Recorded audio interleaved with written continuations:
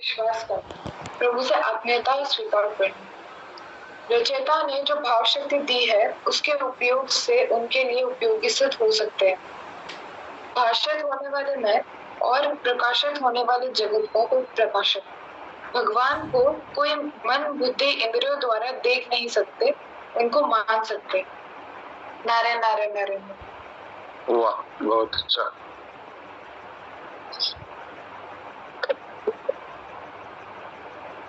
कल तो हमारे देवकी जी भी नहीं थे,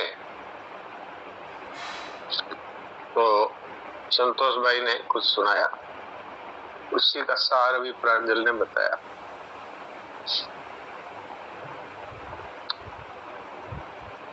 तो अभी संतोष भाई क्या सुना रहे हैं बताइए।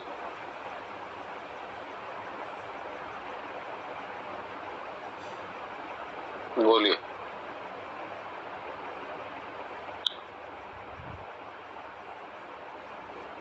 आपका माइक खोलना होगा आपको। हाँ, अब बोलिए। फिर बंद हो गया। राम राम, प्रणाम। हाँ, राम राम, अब बोलिए। कहानी बोल रहे हैं क्या? हाँ बोलिए।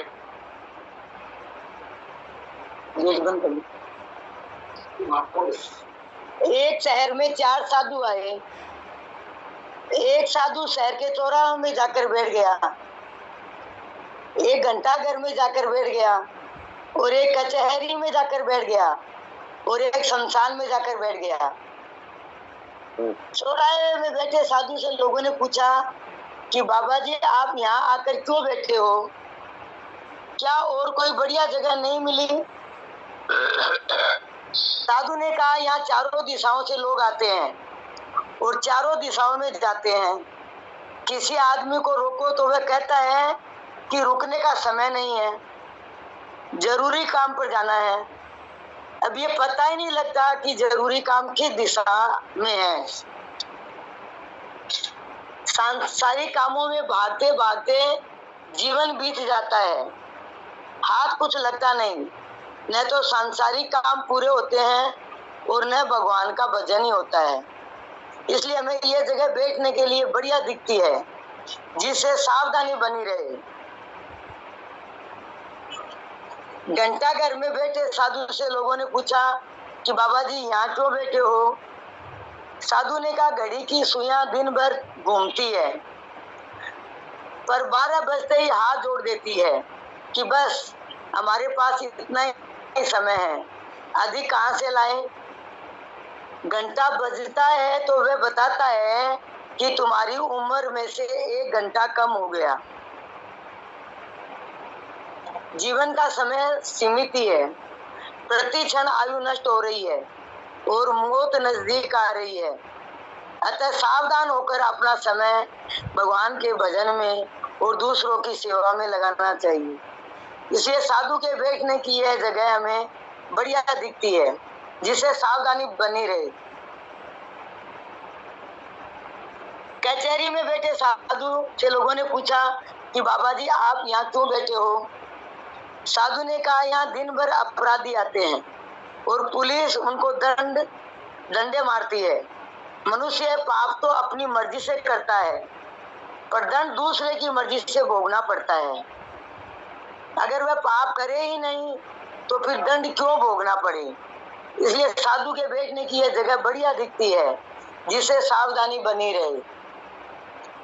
शमशान में बैठे साधु से लोगों ने पूछा बाबा जी आप यहाँ क्यों बैठे हो? तो साधु ने कहा शहर में कोई भी आदमी सदा नहीं रहता, सबको एक दिन यहाँ आना ही पड़ता है। यहाँ आने के बाद फिर आदमी कहीं नहीं जाता, यहाँ आकर उसकी यात्रा समाप्त हो जाती है। कोई भी आदमी यहाँ आने से बच नहीं सकता। अतः जीवन रहते रहते परम लाभ की प्राप्ति कर लेनी चाहिए, जिससे फिर संसार में आकर दुख न पाना पड़े। इसलिए मेरे को यह जगह बैठने के लिए बढ़िया दिखती है, जिससे सावधानी बनी रहे। राम राम।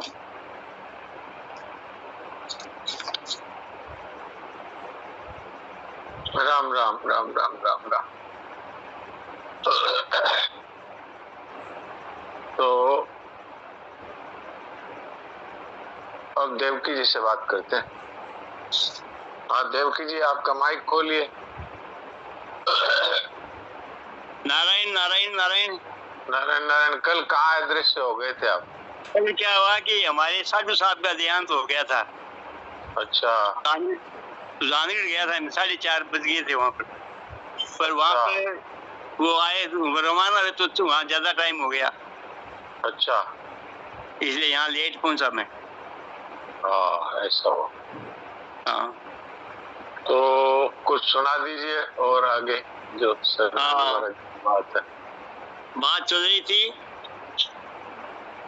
कि मिले हुए का उपयोग किया जा सकता है, उसमें आस्था नहीं की जा सकती। जी। देखे हुए पर विचार किया जा सकता है, आस्था नहीं की जा सकती। जी। मिले हुए में आस्था की जा सकती है, उसमें विचार नहीं किया जा सकता। सुने हुए पर विचार नहीं किया जा सकता, आस्था की जा सकती। अब ये बात तो सुनने में तो विचित्र सी लगती है, क्योंकि संसार में हम लोग उसी पर आस्था करते हैं जो दिखता है, उसी पर आस्था करते हैं जो हमारे पास मिलता है। अब ये कह रहे हैं कि सुने हुए पर आस्था करो, क्योंकि सुने हुए पर विचार नहीं किया जा सकता। तो ये एक बहुत समझने की बात है, क्योंकि जो सुना हुआ परमात्मा है वो इंद्रियों का विषय नहीं है। इंद्रियों की तो छोड़ दीजिए, वो मन बुद्धि का विषय भी नहीं है।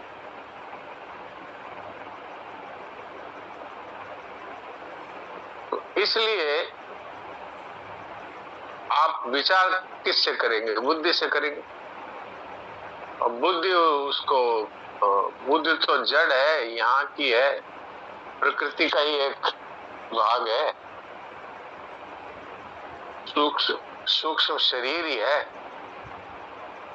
मन बुद्धि और अहम ये सूक्ष्म शरीर है, ये भी शरीर ही है। तो ये जड़ है, जड़। तो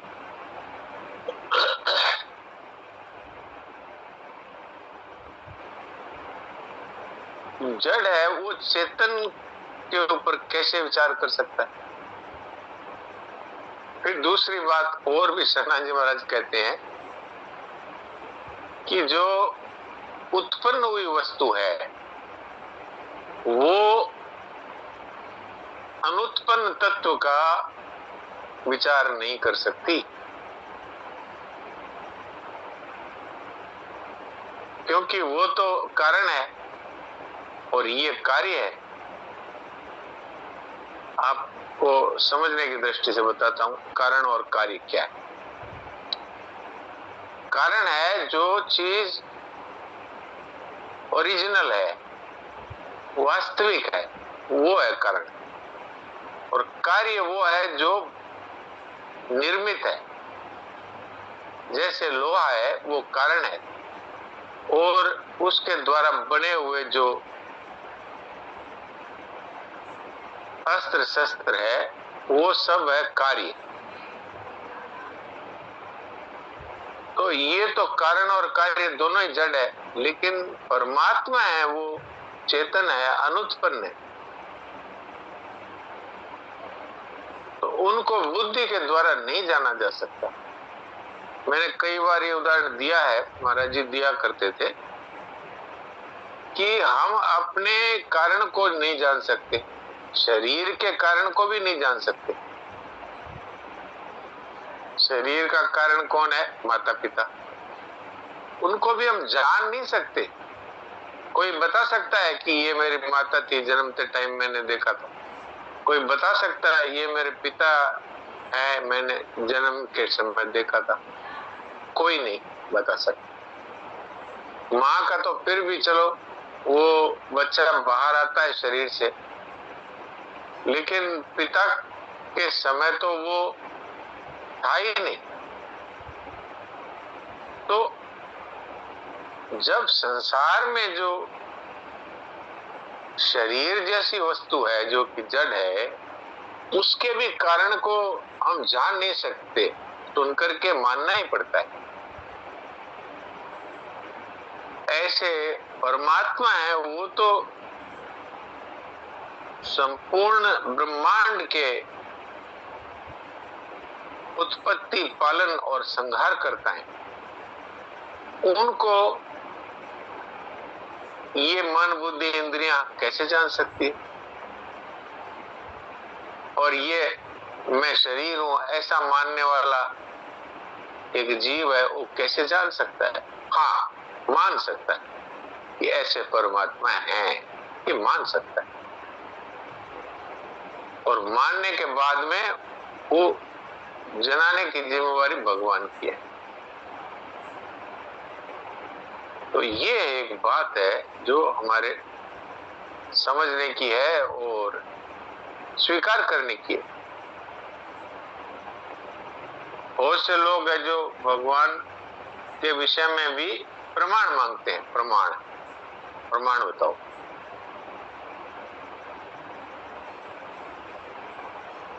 वास्तव में तो परमात्मा का कोई प्रमाण दे सकता नहीं। वो प्रमाण के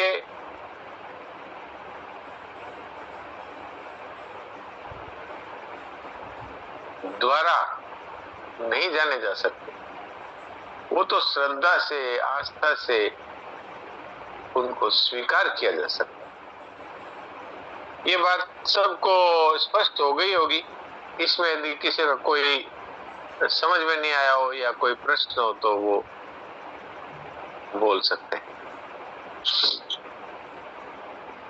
ये मिले हुए का सदुपयोग तो किया जा सकता है जी, ये बात तो समझ में आती है। हाँ जी, हाँ जी।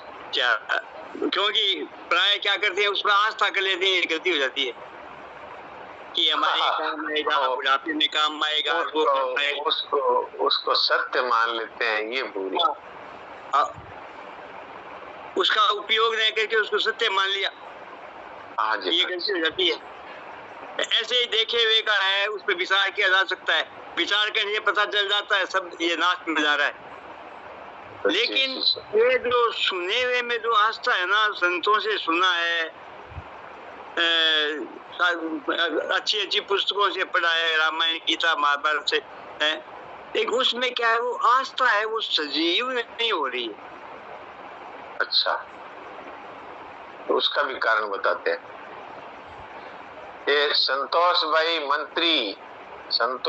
मंत्री से ये कहना है कि वो अपना वीडियो बंद कर दें, क्योंकि वो रसोई का काम करते हुए सुन रही हैं। अच्छी बात है, लेकिन वो अपना वीडियो बंद कर दें, क्योंकि लोगों में ये असर होता है कि उनका ध्यान आकृष्ट हो जाता है उधर। जो कोई सत्संग करता है लेकिन साथ में कोई रसोई बना रहा है या कोई काम कर रहा है, तो वो अपना वीडियो बंद कर दे, जिससे दूसरों को विक्षेप ना हो। ये ध्यान रखें। ये अच्छी बात है कि भाई क्या किया जाए, समय नहीं है, इसलिए बात सुनना तो चाहते हैं, पर वीडियो नहीं चलाएं। वीडियो चलाने से क्या है, लोगों का ध्यान उस तरफ जाता है और उसका असर भी अच्छा नहीं पड़ता। अब सुनील दास जी क्या पूछते हैं, उनसे जरा बात करते हैं। सुनील दास जी बोलिए। महाराज जी, राम राम। राम राम। हाँ जी, यही अभी जो बोला ना कि आस्था तो रामायण, गीता सब पर है, लेकिन वो सजीव नहीं हो रही है, ये भी एक मेरा प्रश्न था। और दूसरा इसके साथ एक छोटा प्रश्न ये भी था महाराज जी, स्वामी जी आज बोल रहे थे कि जो बच्चा जो जन्म लेता है और माँ के गोदी में रहता है, तो उसको बड़ा होने के लिए क्या उद्योग करना पड़ता है। उसी तरह अब हम लोग किसी भी कारण से सत्संग में आकर बैठ गए, तो अब अपने उद्योग का क्या भरोसा करें, क्या चिंता करें महाराज जी, यही एक दो बात जानना था। ठीक है, तो एक प्रश्न तो आपका वही है जो देवकी जी ने अभी किया है जी कि देखे हुए पर तो हो जाती है आस्था, लेकिन सुने हुए पे आस्था सजीव नहीं हो पाती। उसका कारण ये है कि देखे हुए पे जो आस्था है वो जब तक हमारी नहीं मिटेगी तब तक वो सुने हुए की आस्था है वो दृढ़ नहीं होगी। क्योंकि कबीर मनवा एक है, भावे जहां लगाए, भावे हरि की भक्ति कर, भावे विषय कमाए। तो बात क्या है कि हमने महत्व दे दिया, सत्य मान लिया उसको जो मिला हुआ है और जो दिखता है, उसको हमने मूल्य दे दिया। तो अब क्या है, मूल्यवान वस्तु है उसके सामने दूसरी वस्तु है वो फीकी पड़ जाती है। हमारे जब तक धन है, जमीन है, परिवार है, शरीर है, पद है, इनको हम सत्य मानते रहेंगे तब तक सत्य परमात्मा मौजूद तो होते हुए भी छिपे हुए रहेंगे। आप देख भी लीजिए कि अभी हम सत्संग में बैठे हैं और कोई व्यापारी आदमी है, उसको फोन आ गया और उसमें उसको 1,50,000 रुपए इनकम होने वाली है, तो वो सत्संग में रुकेगा या छोड़कर चल देगा? चल देगा वहाँ, चल देगा। क्यों चल देगा? कि उसने संसार को, धन को सत्य माना है, उस पे आस्था है। तो वो परमात्मा की आस्था दृढ़ नहीं होती, सजीव नहीं होती। इसलिए यहाँ मीराबाई वाली बात अच्छी तरह याद रखनी है कि मेरे तो गिरधर गोपाल पर दूसरों ने कोई। उन्होंने एक उनका भजन है लिखा हुआ, उस भजन में उन्होंने कहा है,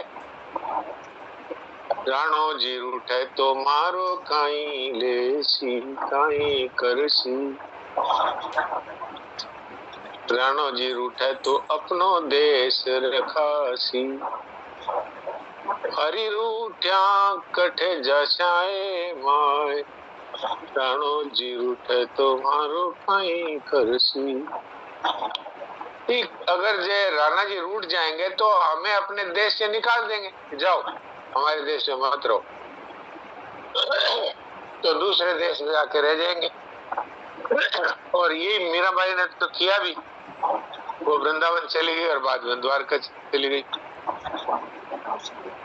पर भगवान अगर रूठ जाए तो हम कहाँ जाएंगे? ये मीराबाई इस बात को जानती है। तो उनकी दृष्टि में ये संसार है, इसका महत्व नहीं है, इसलिए उन्होंने छोड़ दिया, अपना पियर भी छोड़ दिया, ससुराल भी छोड़ दिया और वृंदावन आ गई।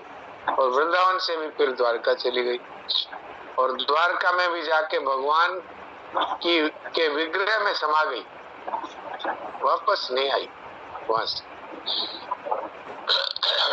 तो बात क्या है? बात यह है कि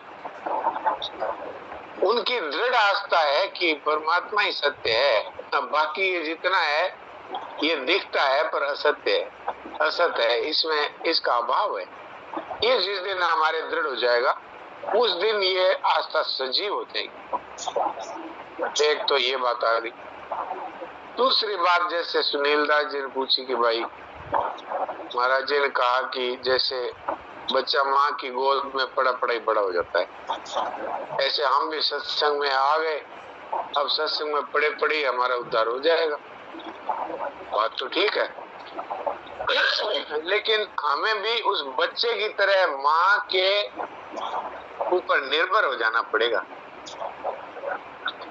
बच्चा जो छोटा है, अभी 2 महीने का 3 महीने का ही है, वो माँ की गोदी में पड़ा है। अब माँ चाहे तो उसको कुएं में डाल दे और चाहे तो अपनी गोदी में रख ले, उसको माँ के सिवाय और किसी की शरणागति उसको नहीं है। तो अगर इस तरह की सच्ची शरणागति हमारी हो जाए, सत्संग के प्रति भी इस तरह की श्रद्धा हो जाए कि हमारे तो सत्संग है इन्हीं इसी की शरण है, हम तो बस हमें संसार से न तो कोई हमारा संबंध है, न कोई कामना है, न कोई ममता है। अगर ऐसा हो जाए तो फिर अपने आप ही सत्संग में रहते रहते अपने आप ही उन्नति हो जाएगी। पर हमारा क्या है कि संसार का संबंध हम पकड़े हुए ही और सत्संग करते हैं। मैं आता हूँ, थोड़ा घंटी बज गई तो मैं देखता हूँ क्या वो जो शेर कान गए ना उन्होंने मार दिया तो वो शेर लेके गए मेरे को कहते तेरे को पता है ना तो मेरे को क्यों नहीं लेके चल रहा, अब तेरे को मैं डालूंगा, मेरी मर्जी।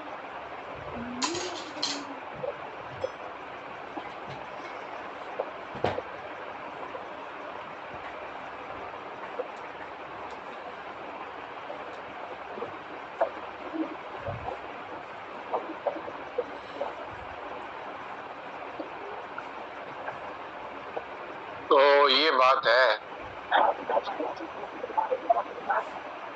अब इसमें आपके कोई शंका हो तो सुनील दास जी बोलिए। महाराज शंका तो नहीं, महाराज देखिए हम लोग सिद्धांत तो पूर्णतः समझ गए महाराज जी। सिद्धांत कोई स्पष्ट, बिल्कुल स्पष्ट हो चुका है कि विनाशी का विनाश तो निश्चित ही है। हम कितना भी उसके पीछे भागते रहे लेकिन वो निश्चित विनाश होगा ही होगा। उसके मतलब भागना, लेकिन भागना छोड़ेंगे नहीं, यही तो। हाँ वही तो, भागना नहीं छोड़ेंगे। अब पूर्ण विश्वास हो गया कि मिलेगा कुछ भी नहीं, लेकिन फिर भी हम इसके पीछे भागना नहीं छोड़ेंगे, यही तो आप कहना चाहते हैं। बिल्कुल हाँ, लाचारी नहीं है। फिर ये मनुष्य जीवन में अगर ये नहीं कर पाए तो और किसी योनि में ये करने की न योग्यता न अधिकार। आप देखिए संसार में आपकी ही बात में कहता हूं कि हम मान लीजिए कि धन के लिए व्यापार करते हैं और फिर ऐसी कोई चीज, ऐसा कोई काम जिसमें धन का नुकसान हो, तो क्या हम वो काम करेंगे? नहीं करेंगे। क्यों नहीं करेंगे? क्योंकि धन के प्रति हमारी सत्यता की अनुभूति है कि ये सत्य है, ये बहुत काम की चीज है, ये बहुत ही कीमती चीज है। तो हम फिर क्यों उसके लिए इतने पक्के हैं? क्योंकि हम जानते हैं कि इससे हमारा बहुत सा काम हो जाएगा। इस तरह से यदि हम परमात्मा के प्रति हमारी सच्ची श्रद्धा हो जाए तो फिर हम संसार की तरफ कैसे दौड़ेंगे, आप बताइए। तो हम जो ये कहते हैं ना कि हमारा पक्का विश्वास है कि संसार से कुछ नहीं मिलेगा, है तो विनाशी है, ऐसा हमें पक्का पता है। ये पक्का पता नहीं है। अगर ये पक्का पता हो तो सवाल ही नहीं है, फिर हम उसकी तरफ कैसे जा सकते हैं? आप बताइए इस विषय में। जी ये तो है। इसका अर्थ ये है कि हमने सुना है, सीखा है, लेकिन अभी इसको स्वीकार नहीं किया, और स्वीकार करते ही धन को स्वीकार कर लिया ना कि धन बहुत अच्छा है, तो अब धन का जहाँ नुकसान होता हो वो हम नहीं करेंगे किसी भी प्रकार। फिर ये नहीं कहेंगे कि हम अच्छी तरह जानते हैं धन बहुत ही बढ़िया है, लेकिन हम वो तो करेंगे ही जिसमें धन का नुकसान होता हो। ऐसा कभी बोलेंगे? तो फिर अध्यात्म विषय में ऐसा कैसे कह सकते हैं कि मालूम है ये संसार नष्ट होने वाला है, लेकिन फिर भी हमारा इसके पीछे दौड़ना तो नहीं छूट रहा है। वो इसीलिए नहीं छूट रहा है कि हमने कहा तो है, सुना है, लेकिन इसको माना नहीं। और जिन्होंने मान लिया उनको कोई दिक्कत है नहीं। आप देख लीजिए, वो बड़ी से बड़ी चीज को भी छोड़ देंगे। वो कहेंगे अरे भैया ये नहीं करना है, जिससे भगवान नाराज होते हैं वो हम नहीं करें। बस इतनी तो बात है, और बात क्या है? इतनी कई भगवान कहते हैं। आप समझ रहे हैं ना ये बात? जी महाराज।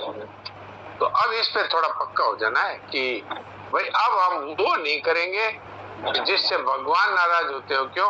कि भगवान तो सत्य है और संसार तो असत्य है। ये तो हमारे आज काम नहीं आया, कल भी नहीं आएगा। आप कहेंगे आया तो है, तो शरीर के काम आया है, हमारे क्या काम आया है? हमारी मुक्ति, हमारा मोक्ष, हमारे दुख की निवृत्ति, हमारे परमानंद की प्राप्ति, इसमें कोई सहयोग है धन का कि शरीर का कि संसारिक किसी वस्तु परिस्थिति का? माता तो पहुंच ही नहीं है, इसकी माता पहुंच नहीं है। इसलिए आपसे ये मेरा निवेदन है कि इस पर आप भी विचार करें, हम भी सभी विचार करें। तो ये कोई कठिन बात नहीं है। हमने इसको महत्व नहीं दिया अभी तक सुन लिया और कह भी दिया और ये भी कह दिया जानते हैं ये बिल्कुल नाश होने वाला है, लेकिन फिर भी इसके पीछे हमारा दौड़ना तो नहीं छूटता। ये छूटता नहीं, ऐसा नहीं है, हम छोड़ नहीं रहे हैं। हमारे अभी तक ये पक्का निश्चय हमारे मन में नहीं हुआ है कि यही काम की चीज है और वो बेकार है। ये अभी तक हमें अनुभव नहीं हुआ, इसको हमने स्वीकार नहीं किया। स्वीकार कर लेंगे तो ये कठिन नहीं रहेगा, सरल हो जाएगा। ठीक है जी। प्रणाम महाराज। प्रणाम। आप देवकी जी, आप कुछ बता दीजिए।